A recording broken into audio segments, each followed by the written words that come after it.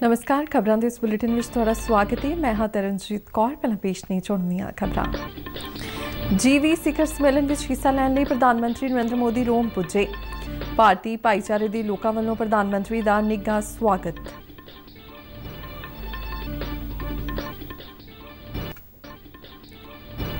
कौमी टीकाकरण मुहिम तहत हुण तक 105 करोड़ तो वध लोगों का टीकाकरण।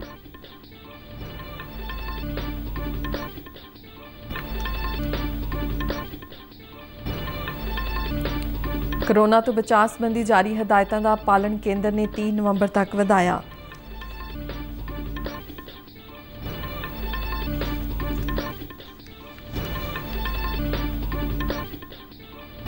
ते अमृतसर विच दिव्यांगजनां नूं मुफ्त उपकरण वंडण लई समागम आयोजित। ते हुण खबरां विस्तार नाल।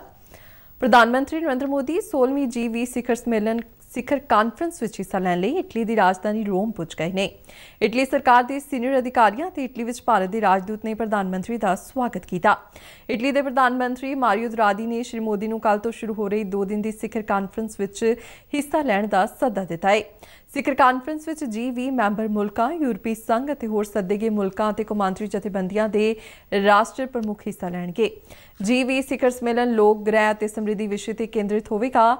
शिखर सम्मेलन में दुनिया की अर्थव्यवस्था, कोविड महामारी नाल नजिठण विच सेहत सहूलतां दे बुनियादी ढांचे नूं मजबूत करना, अर्थव्यवस्थावां दी मजबूती, ऊर्जा लगातार विकास, खुराक सुरक्षा और जलवायु परिवर्तन दीआं चुनौतियां नाल निपटण वर्गे मुद्दिआं ते मुख्य तौर ते चर्चा होवेगी। प्रधानमंत्री कई मुल्कां दे राष्ट्र प्रमुखां नाल दुवल्लियां मीटिंगां भी करनगे। प्रधानमंत्री नरेंद्र मोदी ने आज रोम विच यूरोपीय परिषद के प्रधान चार्ल्स मिशेल और यूरोपीय कमिशन की प्रधान उसरुला वान डे लियन नाल मीटिंग की। उन्होंने बेहतर विश्व लई आर्थिक संबंध और लोगों विचाले संपर्क वधाउण दे उपावां ते चर्चा की। इस तो बाद श्री मोदी ने महात्मा गांधी के बोते शरधा के फुल भेंट किए। भारतीय भाईचारे के लोगों वालों उत्थों प्रधानमंत्री का निघा स्वागत किया गया। उन्होंने भारतीय भाईचारे के लोगों नाल गलबात की। बिजली प्लांटां नूं कोले की सप्लाई विच लगातार वाधे के संकेत मिल रहे हैं। केंद्रीय बिजली अथॉरिटी की रिपोर्ट मुताबिक 26 अक्तूबर नूं पावर प्लांटां विच 90 लाख टन तो वध कोला मौजूद सी। पिछले 9 दिनों तो कोला भंडार विच रोजाना वाधा होण नाल पावर प्लांटां कोल 5 दिन की जरूरत का कोला उपलब्ध है। कौमी टीकाकरण मुहिम तहत हुण तक 105 करोड़ तो वध कोविड टीके लगाए गए ने। सेहत मंत्रालय ने यह जानकारी दिंदिआं दस्सिआ है कि कल 74,33,000 तो वध टीके लगाए गए। इस दौरान सेहतयाब होने की दर 98.19% हो गई है।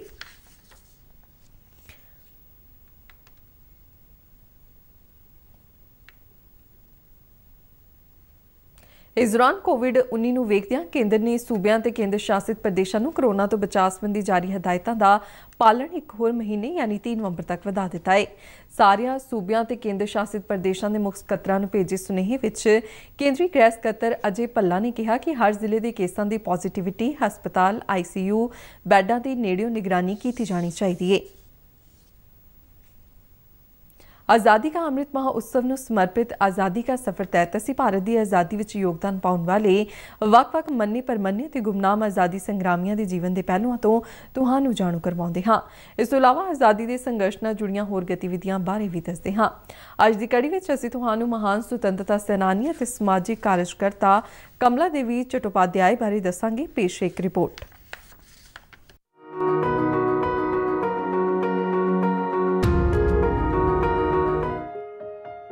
ਅੱਜ यानी 29 अक्तूबर महान सुतंत्रता सैनानी ਅਤੇ समाजिक कार्यकर्ता कमला देवी चट्टोपाध्याय ਦੀ ਬਰਸੀ ਹੈ। 85 ਸਾਲ ਦੀ ਉਮਰ ਵਿੱਚ 29 ਅਕਤੂਬਰ 1988 ਨੂੰ ਮੁੰਬਈ ਵਿੱਚ ਉਹਨਾਂ ਦਾ ਦੇਹਾਂਤ ਹੋ ਗਿਆ ਸੀ।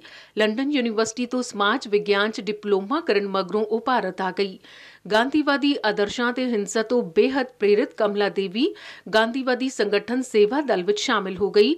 ਉਹਨਾਂ ਨੇ ਕਾਂਗਰਸ ਦੇ ਮੈਂਬਰ ਦੇ ਤੌਰ ਤੇ ਰਾਸ਼ਟਰਵਾਦੀ ਸੰਘਰਸ਼ ਵਿੱਚ ਨਾਂ ਲਿਖਵਾਇਆ। ਕਮਲਾ ਦੇਵੀ ਉੱਪਰ ਨਮਕ ਕਾਨੂੰਨ ਦੇ ਉਲੰਘਣ ਦੇ ਇਲਜ਼ਾਮ ਲਗਾਏ ਗਏ ਤੇ ਜੇਲ੍ਹ ਭੇਜ ਦਿੱਤਾ ਗਿਆ। ਕਮਲਾ ਦੇਵੀ ਨੇ ਉਸ ਵੇਲੇ ਰਾਸ਼ਟਰ ਦਾ ਧਿਆਨ ਆਕਰਸ਼ਿਤ ਕੀਤਾ ਜਦ ਕਾਂਗਰਸ ਦੇ ਝੰਡੇ ਉੱਪਰ ਹੱਥੋਂ ਪਾਈ ਦੌਰਾਨ ਉਹਨਾਂ ਨੇ ਝੰਡੇ ਨੂੰ ਕੱਸ ਕੇ ਫੜੀ ਰੱਖਿਆ। ਇਸ ਦੇ ਨਾਲ ਹੀ ਉਹ ਭਾਰਤ ਤੋਂ ਬਾਹਰ ਵੀ ਸਿਆਸੀ ਸੰਪਰਕ ਬਣਾ ਰਹੀ ਸੀ। ਕਮਲਾ ਦੇਵੀ 1936 ਵਿੱਚ ਆਲ ਇੰਡੀਆ ਵੂਮਨਸ ਕਾਨਫਰੰਸ ਦੀ ਪ੍ਰਧਾਨ ਬਣੀ। ਉਹ ਮਹਾਨ ਲੇਖਕ ਵੀ ਸੀ ਜਿਸ ਦੀ ਸ਼ੁਰੂਆਤ 1929 ਵਿੱਚ ਭਾਰਤ ਵਿੱਚ ਮਹਿਲਾਵਾਂ ਦੇ ਅਧਿਕਾਰਾਂ ਉੱਪਰ ਲੇਖਾਂ ਦੇ ਮਾਧਿਅਮ ਰਾਹੀਂ ਹੋਈ। ਉਹਨਾਂ ਦੀ ਆਖਰੀ ਕਿਤਾਬ ਆਜ਼ਾਦੀ ਲਈ ਭਾਰਤੀ ਮਹਿਲਾਵਾਂ ਦੀ ਜੰਗ 1982 ਵਿੱਚ ਪ੍ਰਕਾਸ਼ਿਤ ਹੋਈ ਸੀ। ਕਮਲਾ ਦੇਵੀ ਨੂੰ ਭਾਰਤੀ ਦਸਤਕਾਰੀ ਅਤੇ ਹੈਂਡਲੂਮ ਨੂੰ ਮੁੜ ਸੁਰਜੀਤ ਕਰਨ ਦਾ ਮਾਣ ਵੀ ਹਾਸਲ ਹੈ। ਉਹਨਾਂ ਨੇ ਦਸਤਕਾਰੀ ਅਤੇ ਸਹਿਕਾਰੀ ਅੰਦੋਲਨ ਵਿੱਚ ਮਹੱਤਵਪੂਰਨ ਭੂਮਿਕਾ ਨਿਭਾਈ, ਜਿਸ ਰਾਹੀਂ ਲੋਕਾਂ ਦੇ ਸਮਾਜਿਕ ਅਤੇ ਆਰਥਿਕ ਪੱਧਰ ਨੂੰ ਉੱਚਾ ਚੁੱਕਣ ਵਿੱਚ ਮਦਦ ਕੀਤੀ। ਕਮਲਾ ਦੇਵੀ ਨੂੰ ਹੈਂਡਲੂਮ ਖੇਤਰ ਵਿੱਚ ਕੰਮ ਕਰਨ ਲਈ ਹੱਥਕਰਘਾ ਮਾਂ ਦੇ ਰੂਪ ਵਿੱਚ ਵੀ ਜਾਣਿਆ ਜਾਂਦਾ ਹੈ। ਉਹਨਾਂ ਨੇ ਨਾਟਕ, ਕਲਾ, ਥੀਏਟਰ, ਸੰਗੀਤ ਅਤੇ ਕਠਪੁਤਲੀ ਨੂੰ ਪ੍ਰੋਤਸਾਹਨ ਦੇਣ ਵਾਸਤੇ ਕਈ ਰਾਸ਼ਟਰੀ ਸੰਸਥਾਵਾਂ ਨੂੰ ਹੱਲਾਸ਼ੇਰੀ ਦਿੱਤੀ। ਕਮਲਾ ਦੇਵੀ ਨੇ 1944 ਵਿੱਚ ਇੰਡੀਅਨ ਨੈਸ਼ਨਲ ਥੀਏਟਰ ਦੀ ਸਥਾਪਨਾ ਕੀਤੀ, ਜਿਸ ਨੂੰ ਅੱਜ ਰਾਸ਼ਟਰੀ ਨਾਟ ਵਿਦਿਆਲਾ ਦੇ ਨਾਂ ਨਾਲ ਜਾਣਿਆ ਜਾਂਦਾ ਹੈ। 1974 ਵਿੱਚ ਕਮਲਾ ਦੇਵੀ ਨੂੰ ਸੰਗੀਤ ਨਾਟਕ ਅਕਾਦਮੀ ਫੈਲੋਸ਼ਿਪ ਪ੍ਰਦਾਨ ਕੀਤੀ ਗਈ, ਜੋ ਸੰਗੀਤ ਨਾਟਕ ਅਕਾਦਮੀ ਵੱਲੋਂ ਦਿੱਤਾ ਜਾਂਦਾ ਸਭ ਤੋਂ ਵੱਡਾ ਸਨਮਾਨ ਹੈ। ਉਹਨਾਂ ਨੂੰ 1955 ਵਿੱਚ ਪਦਮ ਭੂਸ਼ਣ ਅਤੇ 1987 ਵਿੱਚ ਪਦਮ ਵਿਭੂਸ਼ਣ ਨਾਲ ਸਨਮਾਨਿਤ ਕੀਤਾ ਗਿਆ। 29 ਅਕਤੂਬਰ 1920 ਨੂੰ ਦੇਸ਼ ਦੇ ਪ੍ਰਮੁੱਖ ਸੰਸਥਾਨ ਜਾਮੀਆ ਮਿਲੀਆ ਇਸਲਾਮੀਆ ਦੀ ਸਥਾਪਨਾ ਹੋਈ ਸੀ। ਬਸਤੀਵਾਦੀ ਸ਼ਾਸਨ ਵੱਲੋਂ ਜਾਂ ਉਸ ਦੇ ਸਮਰਥਨ ਨਾਲ ਚੱਲ ਰਹੀਆਂ ਸਾਰੀਆਂ ਸਿੱਖਿਆ ਸੰਸਥਾਵਾਂ ਦੇ ਬਾਈਕਾਟ ਤੇ ਗਾਂਧੀ ਜੀ ਦੇ ਸੱਦੇ ਉੱਪਰ ਬਰਤਾਨਵੀ ਸਮਰਥਕ ਸੋਚ ਦਾ ਵਿਰੋਧ ਕਰਦੇ ਹੋਏ ਰਾਸ਼ਟਰਵਾਦੀ ਅਧਿਆਪਕਾਂ ਅਤੇ ਵਿਦਿਆਰਥੀਆਂ ਦੇ ਸਮੂਹ ਨੇ ਅਲੀਗੜ੍ਹ ਮੁਸਲਿਮ ਯੂਨੀਵਰਸਿਟੀ ਛੱਡ ਦਿੱਤੀ ਤੇ ਜਾਮੀਆ ਇੰਸਟੀਚਿਊਟ ਦੀ ਬੁਨਿਆਦ ਰੱਖੀ। ਪ੍ਰਸਿੱਧ ਆਜ਼ਾਦੀ ਘੁਲਾਟੀਏ ਤੇ ਮੁਸਲਿਮ ਧਰਮ ਵਿਗਿਆਨੀ ਮੌਲਾਨਾ ਮਹਿਮੂਦ ਹਸਨ ਨੇ 29 ਅਕਤੂਬਰ 1920 ਨੂੰ ਸ਼ੁੱਕਰਵਾਰ ਵਾਲੇ ਦਿਨ ਅਲੀਗੜ੍ਹ 'ਚ ਜਾਮੀਆ ਮਿਲੀਆ ਇਸਲਾਮੀਆ ਦੀ ਬੁਨਿਆਦ ਰੱਖੀ। ਉਸੇ ਦਿਨ ਸੰਸਥਾਪਕ ਸਮਿਤੀ ਨੇ ਦਿੱਲੀ ਦੇ ਡਾਕਟਰ ਅੰਸਾਰੀ, ਬੰਗਾਲ ਅਤੇ ਬਿਹਾਰ ਦੀ ਅਗਵਾਈ ਕਰ ਰਹੇ ਮੌਲਾਨਾ ਅਬੁਲ ਕਲਾਮ ਆਜ਼ਾਦ ਤੇ ਹੋਰ ਪ੍ਰਮੁੱਖ ਮੈਂਬਰਾਂ ਨਾਲ ਬੈਠਕ ਕੀਤੀ। 22 ਨਵੰਬਰ 1920 ਨੂੰ ਹਕੀਮ ਅਜਮਲ ਖਾਨ ਨੂੰ ਜਾਮੀਆ ਦਾ ਪਹਿਲਾ ਚਾਂਸਲਰ ਚੁਣਿਆ ਗਿਆ। ਮੁਹੰਮਦ ਅਲੀ ਜ਼ੋਹਰ ਇਸ ਦੇ ਪਹਿਲੇ ਵਾਈਸ ਚਾਂਸਲਰ ਬਣੇ।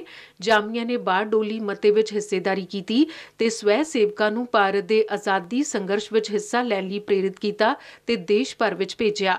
ਬਸਤੀਵਾਦੀ ਬ੍ਰਿਟਿਸ਼ ਸਰਕਾਰ ਨੇ ਜਲਦੀ ਹੀ ਸੰਸਥਾਨ ਦੇ ਅਨੇਕ ਅਧਿਆਪਕਾਂ ਤੇ ਵਿਦਿਆਰਥੀਆਂ ਨੂੰ ਜੇਲ੍ਹ ਭੇਜ ਦਿੱਤਾ। 1924 ਚ ਮੁਸਤਫਾ ਕਮਾਲ ਅਤਾਤੁਰਕ ਨੇ ਖਿਲਾਫਤ ਦੇ ਖਤਮ ਹੋਣ ਦਾ ਐਲਾਨ ਕੀਤਾ। ਇਸ ਨਾਲ ਜਾਮੀਆ 'ਚ ਇੱਕ ਵੱਡਾ ਸੰਕਟ ਆ ਗਿਆ। ਖਿਲਾਫਤ ਤੋਂ ਮਿਲ ਰਹੀ ਮਾਮੂਲੀ ਮਾਲੀ ਮਦਦ ਵੀ ਬੰਦ ਹੋ ਗਈ ਤੇ ਪ੍ਰਮੁੱਖ ਲੋਕ ਵੀ ਸੰਸਥਾਨ ਛੱਡ ਕੇ ਜਾਣ ਲੱਗੇ। ਇਸ ਸਮੇਂ ਹਕੀਮ ਅਜਮਲ ਖਾਨ, ਡਾਕਟਰ ਮੁਖਤਾਰ ਅਹਿਮਦ ਅੰਸਾਰੀ ਅਤੇ ਬਟਦੁਲ ਮਜੀਦ ਖਵਾਜਾ ਨੇ 1925 ਚ ਜਾਮੀਆ ਨੂੰ ਅਲੀਗੜ੍ਹ ਤੋਂ ਨਵੀਂ ਦਿੱਲੀ ਦੇ ਕਰੋਲ ਬਾਗ ਲਿਆਉਣ ਲਈ ਗਾਂਧੀ ਜੀ ਦੇ ਸੁਝਾਅ ਦਾ ਸਮਰਥਨ ਕੀਤਾ। ਗਾਂਧੀ ਜੀ ਨੇ ਇਹ ਕਹਿੰਦੇ ਹੋਏ ਜਾਮੀਆ ਦਾ ਇਖਲਾਕੀ ਸਾਹਸ ਵਧਾਇਆ ਸੀ ਕਿ ਜਾਮੀਆ ਨੂੰ ਚੱਲਦੇ ਰਹਿਣਾ ਹੋਵੇਗਾ। ਗਾਂਧੀ ਜੀ ਨੇ ਇੱਥੋਂ ਤੱਕ ਕਿਹਾ ਕਿ ਜੇ ਜਾਮੀਆ ਨੂੰ ਆਰਥਿਕ ਦਿੱਕਤ ਹੈ ਤਾਂ ਉਹ ਖੁਦ ਕਟੋਰਾ ਲੈ ਕੇ ਭੀਖ ਮੰਗਣ ਨੂੰ ਤਿਆਰ ਨੇ। ਜਾਮੀਆ ਨੇ ਗਾਂਧੀ ਜੀ ਦੇ ਰਚਨਾਤਮਕ ਪ੍ਰੋਗਰਾਮਾਂ ਨੂੰ ਸਵੀਕਾਰ ਕਰਦੇ ਹੋਏ ਆਤਮ ਨਿਰਭਰਤਾ ਲਈ ਚਰਖਾ ਤੇ ਤਕਲੀ ਨੂੰ ਅਪਣਾਇਆ। 1 ਮਾਰਚ 1935 ਨੂੰ ਦੱਖਣੀ ਦਿੱਲੀ ਦੇ ਬਾਹਰੀ ਇਲਾਕੇ ਦੇ ਪਿੰਡ ਓਖਲਾ 'ਚ ਇਸ ਦਾ ਨੀਂਹ ਪੱਥਰ ਰੱਖਿਆ ਗਿਆ। 1936 ਵਿੱਚ ਜਾਮੀਆ ਦੇ ਸਾਰੇ ਸੰਸਥਾਨ ਨਵੇਂ ਭਵਨ 'ਚ ਟ੍ਰਾਂਸਫਰ ਕਰ ਦਿੱਤੇ ਗਏ। 1988 ਵਿੱਚ ਸੰਸਦ ਵਿੱਚ ਬਣਾਏ ਗਏ ਵਿਸ਼ੇਸ਼ ਕਾਨੂੰਨ ਰਾਹੀਂ ਜਾਮੀਆ ਮਿਲੀਆ ਇਸਲਾਮੀਆ ਨੂੰ ਕੇਂਦਰੀ ਯੂਨੀਵਰਸਿਟੀ ਬਣਾ ਦਿੱਤਾ ਗਿਆ। ਦੀਵਾਲੀ ਦੇ ਮੌਕੇ ਤੇ ਅਬੋਹਰ ਦੇ ਬਲੂਆਣਾ ਹਲਕੇ ਦੇ ਪਿੰਡ ਸ਼ੇਰਗੜ੍ਹ ਵਿਖੇ ਗਊਸ਼ਾਲਾ ਵਿੱਚ ਗਊ ਦੇ ਗੋਬਰ ਤੋਂ ਬਣਾਏ ਪੰਚਗਵਯ ਨਾਲ ਦੀਵੇ ਅਤੇ ਹੋਰ ਸਮਾਨ ਤਿਆਰ ਕੀਤਾ ਜਾ ਰਿਹਾ ਹੈ।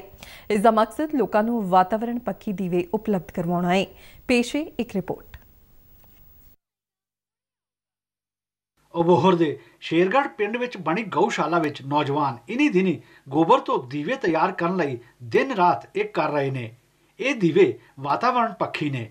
इस गौशाला ਨੂੰ चला रही संस्था के प्रधान गौतम इन्हां दीवियां दे कई फायदे दसदे ने।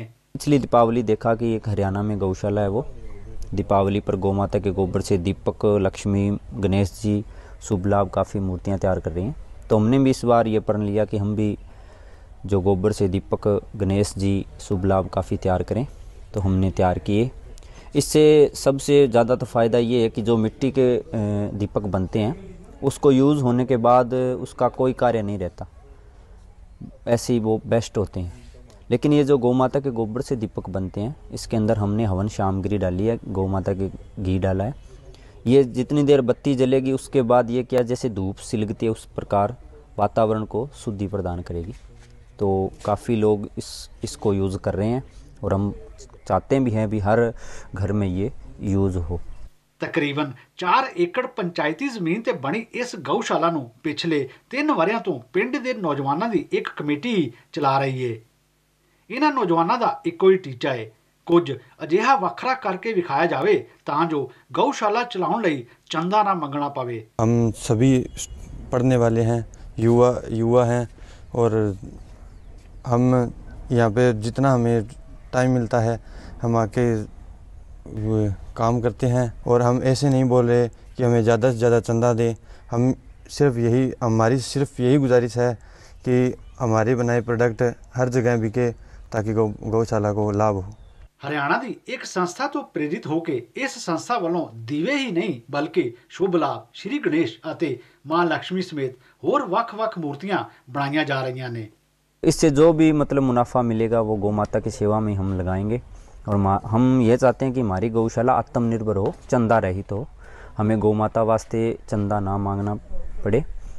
और लोगों को ये भी इससे प्रेरणा मिलती है कि गौ माता सिर्फ दूध ही नहीं देती, वह बहुत कुछ देती है। उससे गौ माता के गोबर, दूध, दही, घी, गौमूत्र से काफ़ी ऐसी चीज़ें बनाई जा सकती है जो लोगों को हर रोज़ यूज़ करने में उनको मिले। तो इसलिए हमने हमारे कोशिश यही है कि हम चंदा रहित गौशाला बनाएं और काफ़ी जो हमारे साथी हैं और भी लोगों को रोज़गार भी मिले। जय गौ माता, जय गोपाल। ਯਕੀਨਨ ਪਿੰਡ ਸ਼ੇਰਗੜ੍ਹ ਦੇ ਨੌਜਵਾਨਾਂ ਦਾ ਇਹ ਕਦਮ ਬੇहद ਸ਼ਲਾਘਾਯੋਗ ਹੈ ਅਤੇ ਗਊ ਮਾਤਾ ਦੀ ਦੇਖਭਾਲ ਲਈ ਸਮਾਜ ਦੇ ਹੋਰਨਾਂ ਵਰਗਾਂ ਵਾਸਤੇ ਇੱਕ ਪ੍ਰੇਰਣਾ ਦਾ ਸਰੋਤ ਵੀ ਹੈ। ਬਿਊਰੋ ਰਿਪੋਰਟ ਦੇ ਨਾਲ ਸ਼ਿਸ਼ੂ ਸ਼ਰਮਾ, ਦੂਰਦਰਸ਼ਨ ਸਮਾਚਾਰ, ਜਲੰਧਰ। ਭਾਰਤ ਸਰਕਾਰ ਵੱਲੋਂ ਦਿਵਿਆਂਗਾਂ ਅਤੇ ਬਜ਼ੁਰਗਾਂ ਨੂੰ ਮੁੱਖਧਾਰਾ ਵਿੱਚ ਲਿਆਉਣ ਲਈ ਵੱਖ-ਵੱਖ ਲੋਕ ਭਲਾਈ ਸਕੀਮਾਂ ਤਹਿਤ ਅਨੇਕਾਂ ਉਪਰਾਲੇ ਕੀਤੇ ਜਾ ਰਹੇ ਨੇ। ਇਸੇ ਲੜੀ ਵਿੱਚ ਅੰਮ੍ਰਿਤਸਰ ਦੇ ਕਰਮਪੁਰਾ ਵਿਖੇ ਸਰਕਾਰੀ ਸੀਨੀਅਰ ਸੈਕੰਡਰੀ ਸਕੂਲ ਵਿੱਚ ਦਿਵਿਆਂਗਜਨਾਂ ਨੂੰ ਮੁਫਤ ਉਪਕਰਨ ਵੰਡਣ ਲਈ ਇੱਕ ਸਮਾਗਮ ਕਰਵਾਇਆ ਗਿਆ। ਕੇਂਦਰੀ ਸਮਾਜਿਕ ਨਿਆਂ ਅਤੇ ਸਸ਼ਕਤੀਕਰਨ ਮੰਤਰੀ ਵੀਰੇਂਦਰ ਕੁਮਾਰ ਇਸ ਸਮਾਗਮ ਵਿੱਚ ਵਰਚੁਅਲੀ ਸ਼ਾਮਲ ਹੋਏ, ਜਦਕਿ ਵਿਧਾਇਕ ਸੁਨੀਲ ਦੱਤੀ ਨੇ ਖਾਸ ਮਹਿਮਾਨ ਵਜੋਂ ਸ਼ਿਰਕਤ ਕੀਤੀ। ਇਸ ਕੈਂਪ ਵਿੱਚ ਡਿਪ ਯੋਜਨਾ ਤਹਿਤ 592 ਲੋੜਵੰਦਾਂ ਨੂੰ 56 ਲੱਖ ਰੁਪਏ ਤੋਂ ਵੱਧ ਕੀਮਤ ਦੇ ਟਰਾਈਸਾਈਕਲ, ਵੀਲਚੇਅਰ, ਬਣਾਵਟੀ ਅੰਗ, ਸਮਾਰਟਫੋਨ, ਕੰਨ ਦੀਆਂ ਮਸ਼ੀਨਾਂ, ਵਿਸਾਖੀਆਂ ਅਤੇ ਛੜੀਆਂ ਵੰਡੀਆਂ ਗਈਆਂ। ਕੈਂਪ ਵਿੱਚ ਪੁੱਜੇ ਲਾਭਪਾਤਰੀਆਂ ਨੇ ਭਾਰਤ ਸਰਕਾਰ ਦੇ ਉਪਰਾਲੇ ਦੀ ਸ਼ਲਾਘਾ ਕਰਦਿਆਂ ਸਰਕਾਰ ਦਾ ਧੰਨਵਾਦ ਕੀਤਾ।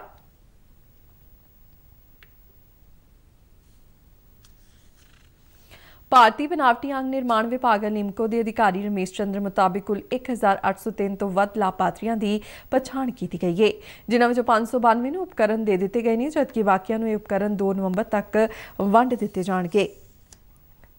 मैं +2 पास की है ਤੇ ਹੁਣ ਅਸੀਂ ਸਾਨੂੰ ਜਿਹੜੇ ਸਮਾਰਟਫੋਨ ਮਿਲੇ ਆ ਤੇ ਸਾਨੂੰ ਇਸ ਦੀ ਬਹੁਤ ਜ਼ਰੂਰਤ ਸੀਗੀ ਕਿਉਂਕਿ ਅਸੀਂ ਸਟੱਡੀ ਕਰਨੀ ਹੁੰਦੀ ਆ ਤੇ ਅਸੀਂ ਸੁਣ ਕੇ ਕਰਦੇ, ਸਾਨੂੰ ਕੋਈ ਰਿਕਾਰਡਿੰਗ ਕਰ ਦਿੰਦਾ ਵਾ ਤੇ ਹੁਣ ਤੇ ਨੈਟ ਤੇ ਸਾਰਾ ਕੁਝ ਹੈਗਾ ਵਾ ਤੇ ਨੈਟ ਤੋਂ ਅਸੀਂ ਸਰਚ ਕਰਕੇ ਤੇ ਅਸੀਂ ਸੁਣ ਕੇ ਕਰ ਸਕਦੇ ਹਾਂ ਸਟੱਡੀ ਅੱਗੇ ਵੀ। ਜਲੰਧਰ ਦੂਰਦਰਸ਼ਨ ਦੇ ਸੀਨੀਅਰ ਕੈਮਰਾਮੈਨ ਸੁਰਿੰਦਰਪਾਲ ਤਿਵਾੜੀ 35 ਸਾਲ 6 ਮਹੀਨੇ ਦੀ ਨੌਕਰੀ ਕਰਨ ਮਗਰੋਂ ਅੱਜ ਸੇਵਾ ਮੁਕਤ ਹੋ ਗਏ। ਉਨ੍ਹਾਂ ਸਾਲ 1986 ਵਿੱਚ ਦੂਰਦਰਸ਼ਨ ਜਲੰਧਰ ਵਿਖੇ ਬਤੌਰ ਕੈਮਰਾਮੈਨ ਆਪਣੀ ਸੇਵਾ ਸ਼ੁਰੂ ਕੀਤੀ ਸੀ। ਇਸ ਮੌਕੇ ਇੱਕ ਸਮਾਗਮ ਵਿੱਚ ਜਲੰਧਰ ਦੂਰਦਰਸ਼ਨ ਦੇ ਡੀਡੀਜੀ ਆਰ.ਕੇ. ਜਰੰਗਾਲ ਅਤੇ ਪ੍ਰੋਗਰਾਮ ਮੁਖੀ ਅਨੂਪ ਖਜੂਰੀਆ ਸਮੇਤ ਹੋਰਨਾਂ ਨੇ ਉਨ੍ਹਾਂ ਨੂੰ ਨਿੱਘੀ ਵਿਦਾਈ ਦਿੱਤੀ। ਅਧਿਕਾਰੀਆਂ ਵੱਲੋਂ ਉਨ੍ਹਾਂ ਨੂੰ ਯਾਦਗਾਰੀ ਚਿੰਨ੍ਹ ਭੇਂਟ ਕੀਤਾ ਗਿਆ।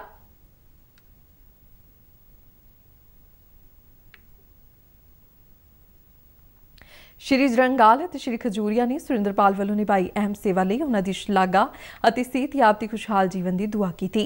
ਸੁਰਿੰਦਰਪਾਲ ਤਿਵਾੜੀ ਵੱਲੋਂ ਫਿਲਮਾਇਆ ਗਿਆ ਨਾਟਕ ਕਰੀਰ ਦੀ ਟਿੰਗਰੀ ਅਤੇ ਸੀਰੀਅਲ ਇਹ ਤੇਰਾ ਅਪਮਾਨ ਦਰਸ਼ਕਾਂ ਨੇ ਬਹੁਤ ਪਸੰਦ ਕੀਤਾ ਸੀ। सूचना ਤੇ ਪ੍ਰਸਾਰਣ ਮੰਤਰਾਲਾ ਤਹਿਤ ਰੀਜਨਲ ਆਊਟਰੀਚ ਬਿਊਰੋ ਚੰਡੀਗੜ੍ਹ ਵੱਲੋਂ ਚੰਡੀਗੜ੍ਹ ਦੇ ਮੰਡੀ ਗਰਾਊਂਡ ਵਿੱਚ ਸਵੱਛ ਭਾਰਤ ਕਲੀਨ ਇੰਡੀਆ ਮੁਹਿੰਮ ਤਹਿਤ ਇੱਕ ਪ੍ਰੋਗਰਾਮ ਕਰਵਾਇਆ ਗਿਆ। ਇਸ ਦੌਰਾਨ NSS ਵਲੰਟੀਅਰ ਅਤੇ ਗੈਰ ਸਰਕਾਰੀ ਜਥੇਬੰਦੀ ਸਵਰਮਨੀ ਯੂਥ ਵੈਲਫੇਅਰ ਐਸੋਸੀਏਸ਼ਨ ਦੇ ਵਰਕਰਾਂ ਦੀ ਮਦਦ ਨਾਲ ਗਰਾਊਂਡ ਵਿੱਚੋਂ ਪਲਾਸਟਿਕ ਅਤੇ ਹੋਰ ਕਚਰਾ ਇਕੱਠਾ ਕੀਤਾ ਗਿਆ।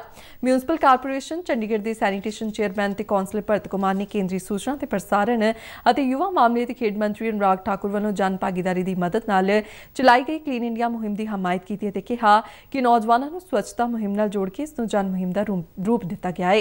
ਇਸ ਮੌਕੇ ਬਿਊਰੋ ਦੀ ਅਸਿਸਟੈਂਟ ਡਾਇਰੈਕਟਰ ਸਪਨਾ ਨੇ ਦੱਸਿਆ ਕਿ ਤਕਰੀਬਨ 200 ਕਿਲੋ ਪਲਾਸਟਿਕ ਤੇ ਹੋਰ ਕਚਰਾ ਇਕੱਠਾ ਕੀਤਾ ਗਿਆ ਹੈ। ਤੇ ਇਸ ਨਾਲ ਹੀ ਖਬਰਾਂ ਦਾ ਬੁਲੇਟਿਨ ਖਤਮ ਹੁੰਦਾ ਹੈ। ਆਗਿਆ ਦਿਓ। ਨਮਸਕਾਰ।